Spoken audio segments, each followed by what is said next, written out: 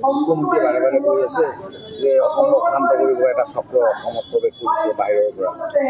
এনেকুৱা যদি কথা আছে মুখ্যমন্ত্ৰী ডাঙৰীয়াৰ এইটো মই বিফলতা বুলি ক'ম।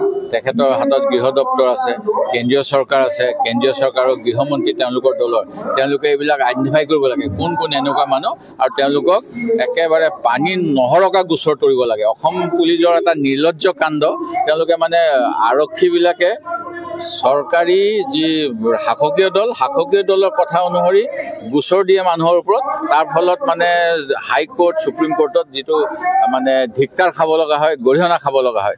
এতিয়া এনকাউণ্টাৰৰ ক্ষেত্ৰত দেখিলে কেনেকুৱা কথা ক'লে, সন্ন্যাসৰ উচ্ছেদৰ ক্ষেত্ৰত কেনেকুৱা কথা কৈছে।